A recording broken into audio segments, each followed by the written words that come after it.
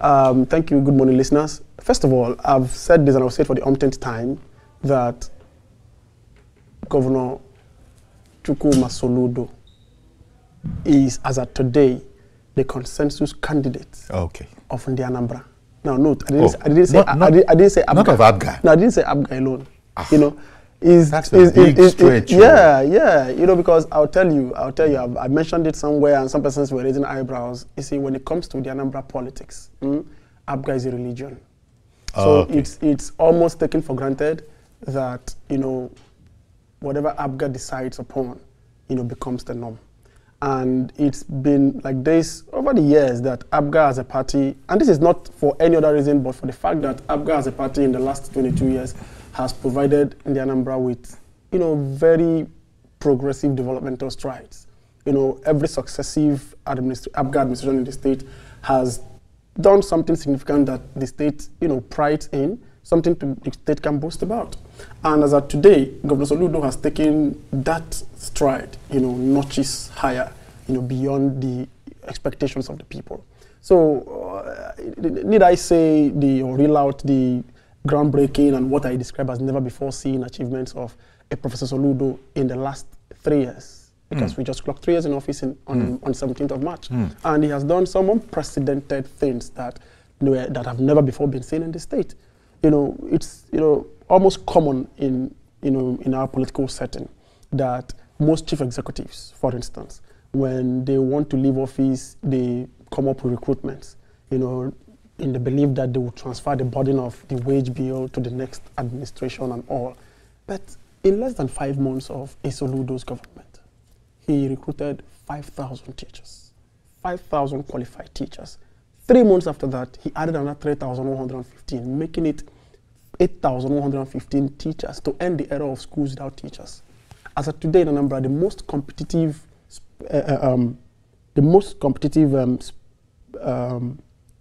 sector or category of education is the public school system, because of the rejigging, because of the life that a Soludo administration has breathed into it.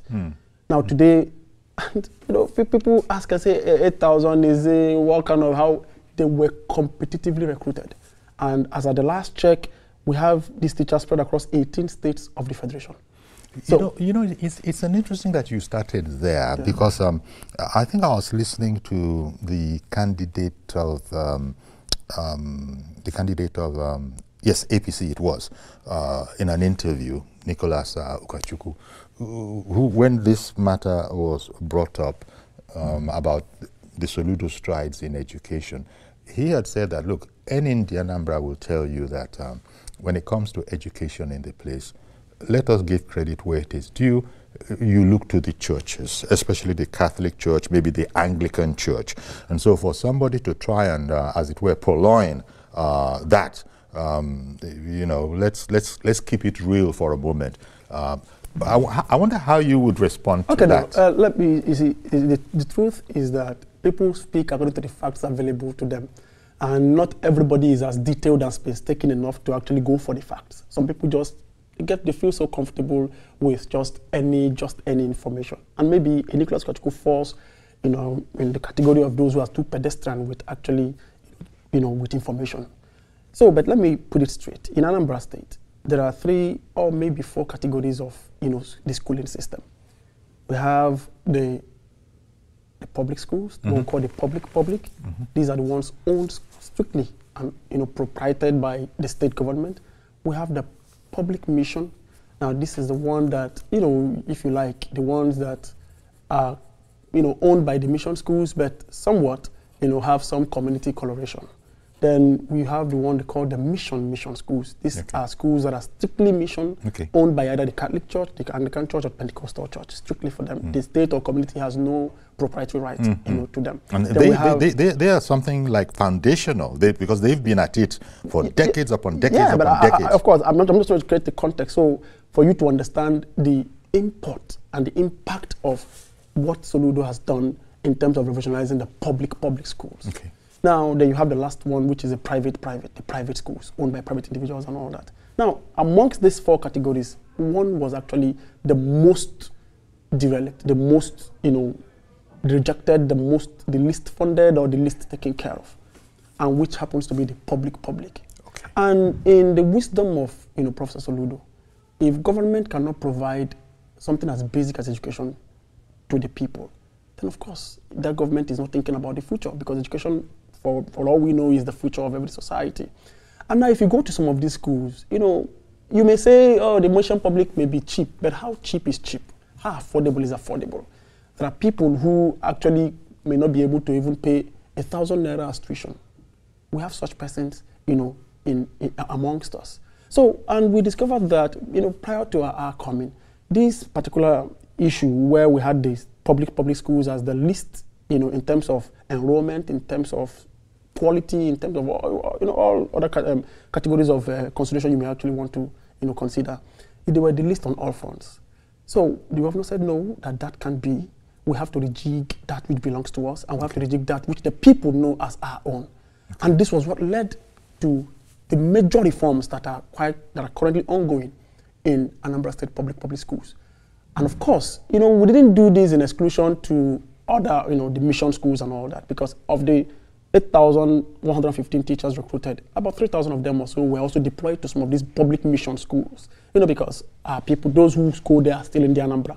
But a better chunk of, this recruitment was focused on rejigging the public schools. And he didn't stop at that. He declared free, totally free. What I mean free, all you need to do is bring your child and get him to school in Anambra State, from nursery school up onto SS3. All expenses paid? All expenses paid by the state. Maybe apart from uniform and books? All expenses paid by the state. Or including uniforms? Uniforms, yes. All expenses paid by the state, yes. Okay. By the state. Just bring your child to school. Well, what did that result in since Professor Ever Soludo started? Ever since that started, we've experienced about 27% increase in enrollment in the primary schools, and about 10.6% increase in enrollment in secondary schools.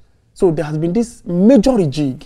And in terms of... Are they really schools? Because I say that because in Nigeria here, you yourself might have been surprised, perhaps not, by structures that call themselves schools, going to other states that I don't need to mention now. Okay. And the outrages, actually, things under the tree, some not even having complete roofs. So that's why I said, are they really schools, or are we just going for this so that we can count when the time comes to count? No. You see, there are two aspects of this. In terms of when it comes to the schooling system, two things are key. But the most fundamental is the quality of teaching and the quality of teachers. Okay. Now, and that is one point where I believe Governor Soludo was quite insistent on the recruitment process of these 8,115 teachers. So that has been corrected. That has been taken care of. Now, the next is infrastructural facelift, which majority of the schools in the state, public schools in the state, have experienced. If you go down to, hitherto urban slums like Okpoko, today you have schools that you can actually call more like a model schools. And it's taken it a notch higher by introducing what he calls the smart school system. And we are, starting off with a pilot of about 22 across the state. What's a smart school? A smart school is a school driven by technology.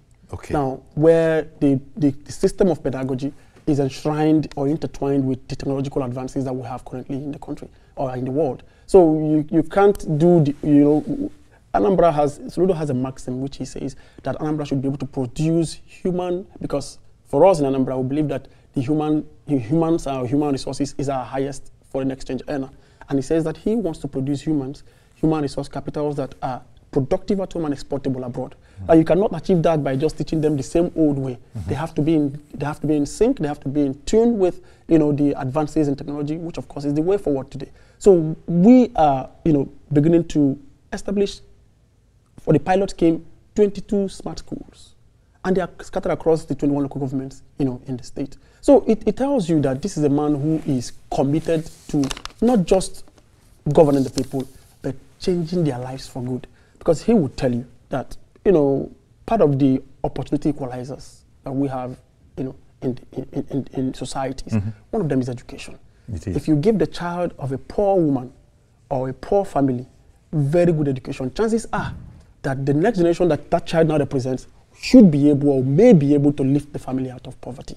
Now he calls it sustainable neo-welfarism. And this is just on education. Okay. In terms of subsistence, okay, we have in Anambra today what you may call regenerative agriculture, and it's for us more like regenerative agriculture. Yes, and we are doing a revolution, more like a rehash of the Michael Obara era of, palm, and all that. So today in Anambra, we have, the state government has distributed over 2 million improved seedlings of palm and coconut to about 242,000 households across the state. So if you do the maths, a household is getting about 10, And it's our belief that since they are improved seedlings, their gestation period is quite reduced. So maybe in the next 3-4 years, they will begin to fruit.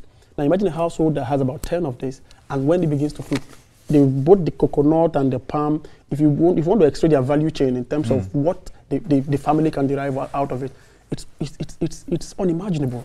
Let me understand.